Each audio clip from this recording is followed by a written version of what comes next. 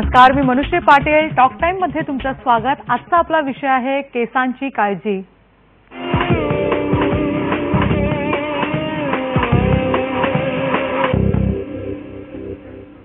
आपले केस सुंदर असावेत असं प्रत्येकाला वाटतं, पण रोजच्या धावपळीत केसांची निगा मात्र आपल्याला व्यवस्थित राखता येत नाही.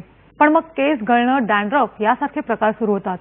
आपल्या केसांची निगा कशी राखावी याबद्दल मार्गदर्शन करण्यासाठी आपल्याबरोबर आहेत हेअर डिझायनर उदय टक्के. नमस्कार.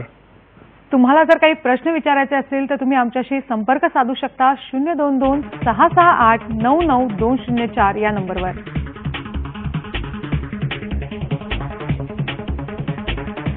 उदय सर, आपण आपल्या केसांचं टेक्स्चर हे आपण कसं ओळखायचं? केसांचे टेक्स्चर ओळखताना अगोदर आपल्याला कळलं पाहिजे की माझे केस ऑइली आहेत, ड्राय आहेत की नॉर्मल आहेत. आणि त्याप्रमाणे मग आपल्याला जर मला कळलं की माझे केस फारच ऑइली आहेत तर मी हा तो किंवा कोणत्याही कंपनीचा शॅम्पू वापरण्यापेक्षा मला बघायला लागेल की माझं ऑइल कसं कमी होईल केसांमधलं, माझे केस कसे नॉर्मल होतील. तर त्याप्रमाणे तुम्हाला मग तो शॅम्पू चूज करायला लागेल. आणि मग ते शॅम्पू चूज करणं, त्याला कंडिशनिंग करणं आणि मग तुम्हाला कोणता कट सूट होणं हे सगळं प्रकार मग त्याच्यानंतर येणार सगळे. पण ते पहिल्यांदा केसांचं टेक्स्चर जे आहे ना हे तुम्हाला तुमचं कळलंच पाहिजे. एवढा अवेअरनेस आपल्यामध्ये ते आलाच पाहिजे. पण आपल्याला शॅम्पू कसा ओळखायचा की हा शॅम्पू आपल्याला सूट होतोय? राईट. शॅम्पू सूट होणं म्हणण्यापेक्षा काय असतं की आपल्याकडे हल्ली काय चाललंय की कोणत्याही मार्केटमध्ये ॲडव्हर्टाईज बघून आपण शॅम्पू घेतो. असं वाटतं की अरे वा, त्या हिरोने लावला म्हणजे हा शॅम्पू मला सूट होणार असं वाटतं, असं नॉर्मली असं म्हटलं जातं. पण मला असं म्हणायचं की जर तुमचे केस खरोखरच ड्राय असतील आणि जर तुम्ही परत ड्राय हेअरसाठी जर शॅम्पू कुठला तरी आणलात की तिने वापरला म्हणून मी घेतला. आत्ताच मला सांगायचं म्हणजे मी लंडनला गेलो होतो, तिकडे बघितलं तर इंडियन आपले बऱ्याच शॅम्पू क्रीम्स विकत घेतात. असं अगदी आंधळेपणाने काय काय तर क्रीम एकाने मी बघितलं की टॅन होण्यासाठी क्रीम घेतली, पण तिला ते माहिती नव्हतं की ह्याच्याने आपण टॅन होतोय. ते तिला असं वाटलं की मी गोरी होणार. तर अशाही पण प्रकार शॅम्पूमध्ये केले जातात. उगाच फॉरेनचे शॅम्पू हेवी आहेत, चांगले असतात, त्याचा वास चांगला आहे, सुगंध चांगला आहे तो म्हणतात म्हणून वापरतात. पण मला असं वाटतं की तुमच्या केसांची क्वालिटी चेक करणं पहिल्यांदा, हा शॅम्पू माझ्या केसांसाठी योग्य आहे का, माझ्या केसामध्ये व्हॉल्यूम किती आहे, मला व्हॉल्यूम द्यायचं आहे का, ह्या सगळ्या गोष्टी बघून त्यानंतर तुम्हाला मी सांगेन की हिवाळा असेल किंवा उन्हाळा असेल मग ते ऋतुमानाप्रमाणे पण शॅम्पू निवड करणं. आणि तसं जर असेल तर तुमचे केस अगदी चांगले. अदरवाईज तुम्ही म्हणाल की मी ही वस्तू विकत घेतली, मला हा शॅम्पू फ्री मिळाला म्हणून मी लावला किंवा तिने वापरलेला तुम्हाला व्यक्ती तेवढा प्रकृती म्हणू आपण त्याला. त्यामुळे ते सगळं आपण रोजच्या जीवनात आपल्या केसांची काळजी कशी घ्यायची? केसांची काळजी घेणं म्हणजे रेग्युलर त्याला ऑइल मसाज देणं वन्स इन अ वीक. काही जण काय करतात की दररोज रात्री तेल घालतात आणि 24 तास ते तेल तापून ठेवतात. तर तेही चुकीचं आहे. तर तुम्ही दररोज रात्री घालण्यापेक्षा आठवड्यातून 2दा किंवा एकदा व्यवस्थित किंचित खोबरेल तेल घ्या किंवा तुम्हाला सूट होतं ते तेल घ्या. त्याला किंचित गरम करणं म्हणजे तव्यावरती किंवा गॅसवरती गरम करणं नव्हे. तुम्ही बाउलमध्ये घ्या, गरम पाण्यामध्ये ठेवा. समवॉट कोमट झालं तर तुम्हाला काही प्रॉब्लेम असतील नसतील तर सिंपल खोबरेल तेल किंवा कुठलंही तुम्हाला जे सूट होईल ते व्यवस्थित मुळांना लावताना की फिंगर टिप्सने घेऊन ते थोडंसं घेऊन व्यवस्थित ह्याला असं सर्क्युलर मुवमेंट्स आपण म्हणतो, खालून वर्तुळाकार करत वरपर्यंत जायचं असतं. असं केलं तर तुमचं ब्लड सर्क्युलेशन चांगलं होतं आणि सर्क्युलेशन चांगलं झालं की तुमचे सगळे प्रॉब्लेम्स मिटतात. तर तसं तुम्ही कराल. प्लस सकाळी शॅम्पू. आता तुम्हाला कळलं की तुमचे केस कोणते आहेत, ड्राय, ऑइली किंवा काय मी तुम्हाला सांगितलं, मग तो शॅम्पू निवडायचा. त्याच्यावरती पुन्हा कंडिशनिंग करायचं असतं. शॅम्पू कंडिशनिंग हे जर प्रॉपर कराल तर तुम्हाला एक्स्ट्रा केअरची काही गरज नाहीये. पण आपल्याकडे अवेअरनेस नाहीये. ऑइलिंग, शॅम्पू, कंडिशनर हे एक प्रकार केले तर आपण एक काळजी घेऊ. एक फोन आलेला आहे. लीना आपल्या बरोबर आहेत. बोला लीना. हॅलो. हा बोला. माझा प्रश्न असा आहे की आपण केसांना तेल लावल्यावर शॅम्पूनी केस धुवायच्या ऐवजी शिकेकाई, आवळा आणि रिठा पावडरनी जर धुतले तर त्यांनी केसातलं तेल निघत नाही. त्या पावडर कशा लावायच्या केसांना? तुम्हाला केसांचं तेल जर काढत असेल ना तर त्याला तुम्हाला थोडंसं केमिकलचा बेस द्यावाच लागतो. कारण काय असतं की आज तुम्ही जेवढे हर्बल शॅम्पू जरी मार्केटमध्ये घेतला त्याच्यामध्ये पण SLS पेस्ट असते, ती केमिकली बेस असते. किंवा रिठाचा एकदम तुम्ही बराच शॅम्पू असा फेस आणून तुम्ही जर ते केलं तर क्लीन होईल. अदरवाईज बाकी ह्या गोष्टींनी सगळं केस क्लीन होत नाहीत पूर्णपणे. पण एक केसांची ताकद मात्र वाढते, केसांची मुळं मजबूत होतात. पण थोडासा केमिकल बेसचा शॅम्पू वापरायला तुम्हाला हरकत नाही, हर्बल बेस, असं मला वाटतं. एक पुढचा प्रश्न आलेला आहे. संतोष कदम आपल्या बरोबर आहेत. बोला संतोष.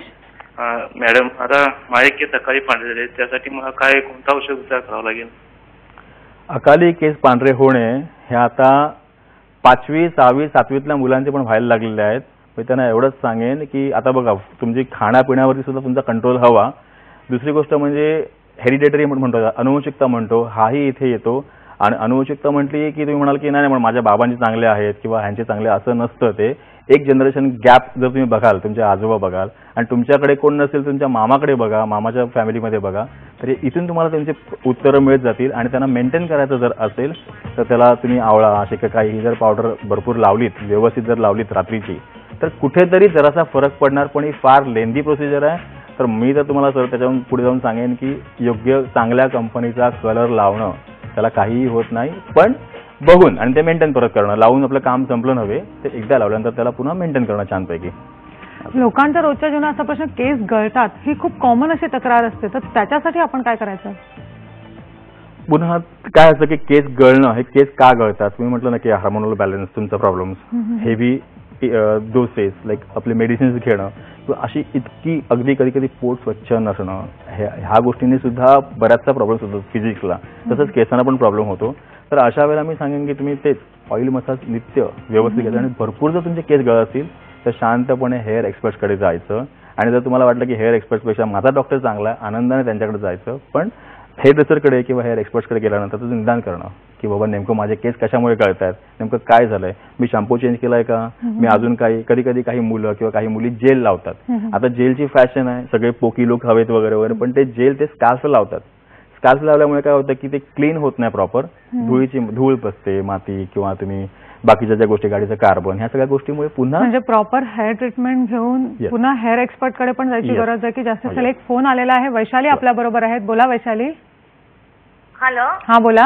हा, ऍक्च्युली माझे केस खूप गळतात, नॉर्मल आहेत, म्हणजे ड्राय पण नाही आणि ऑइली पण नाही, पण शॅम्पू नंतर 2-4 दिवसांनी खूप ऑइली होतात. आणि सेकंड थिंग, त्या स्किन सारखा डॅन्ड्रफ आहे, निघतो, म्हणजे स्किन निघायची तशी. पण आता चांगला एक शॅम्पू मिळाला मला, त्याच्याने ते थांबलं आहे स्किनचं, म्हणजे खाज येणं किंवा काय जे होतं. पण केस अजूनही गळतात, त्या नॉट हॅपी विथ दॅट. आणि माझ्या मुलीचे पण, आता ती 9 वर्षाची आहे, तर लांब केस आहेत, पण तिचे गळतात केस. आता मी सांगेन वैशालीताई तुम्हाला की तुम्ही जो शॅम्पू लावताय आणि तुम्ही नंतर मला म्हणाला की 4 दिवसानंतर मी परत बघते, तर 4 दिवसाची गॅप टाकताच काय तुम्ही? मला असं वाटतं की ही जी गॅप तुमची जरा जास्त आहे, ती गॅप कमी करा. तुम्ही 2 दिवसांनी शॅम्पू करत जा. तुमचा डॅन्ड्रफ निघून गेला की तुमचा केस गळण्याचा प्रॉब्लेम 100% क्लिअर होईल. आणि डॅन्ड्रफ हा शॅम्पूने किंवा कोणत्याही अन्य पदार्थ प्रक्रियेने काढला तरी मुळापासून निघणं फार कठीण असतं. त्यासाठी तुम्हाला तुमचं खाण्यापिण्यावरती कंट्रोल आला, काही गोष्टी असतात की ज्या पाळाव्या लागतात, त्या भरपूर गोष्टी जर तुम्ही पाळल्यात तरच तुमचा बाह्य उपचार नाही तर आपण खाण्यापिण्याच्या सवयी सुद्धा बघायला पाहिजे. एक फोन आलेला आहे, मेघना आपल्या बरोबर आहेत. बोला मेघना. हॅलो. हा बोला. माझा प्रॉब्लेम असा आहे की माझ्या केसांची वाढच होत नाहीये आणि सिल्कीनेस काहीच नाहीये केसांना, तर त्याच्यासाठी मी काय करू?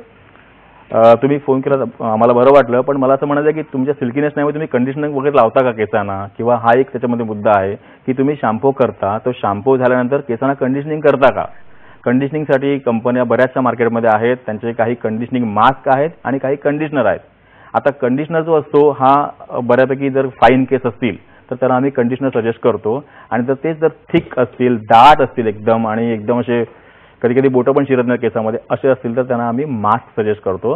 आता ते तुम्ही लावून बघा. आणि जर घरीच तुम्हाला काय असं नाही बाबा मला हे काय जमणार नाही बाहेरचं, तुम्ही घरच्या घरी तुम्ही उतरलेली बिअर आपण म्हणतो किंवा विनेगर थोडंसं डायल्यूट करून लावणं किंवा आपली मेथी असते, मेथी भिजवून पाण्यामध्ये लावणं, त्याचं वाटून लावणं, हे असे उपचार पण तुम्ही करू शकता. तुम्हाला भरपूर फरक पडणार त्याच्यामुळे. म्हणजे घरच्या घरी पण आपल्याला हे उपचार येस येस करता येतात. एक फोन आलेला आहे, स्मिता आपल्या बरोबर आहेत. बोला स्मिता. स्मिता वंडलकर बोलत आहे नागपूरवरून. बोला बोला तुमचा प्रश्न विचारा. पूर्वा लहानकरची आवाज. तुमचा माझी मुलगी 19 वर्षाची आहे पूर्वा. हा बोला. तर तिचे केस ब्युटी पार्लर मधून कापले होते. तिचे केस ब्युटी पार्लर मधून कापल्यानंतर तिची वाढच खुंटली. तर आता कापायचे म्हणजे ब्युटी पार्लरमध्येच कापायचे, आधी घरी कापायचेच नाहीत ते कधी. तर ब्युटी पार्लरमध्ये कापल्यानंतर वाढ खुंटणं असं कधी प्रकार आतापर्यंत मी कधी ऐकलं नाहीये. पण जर तसं काही झालं असेल तर तुम्ही तुमच्या डॉक्टरला कन्सल्ट करा असं मला वाटतं, कारण असं कधी होणं शक्य नाही. किंवा एकदा जर मुंबईला तर माझ्याकडे या, कारण माझ्या हाताला वाढ आहे असं म्हणतात बऱ्याचशा. आपण केस कापायला जातो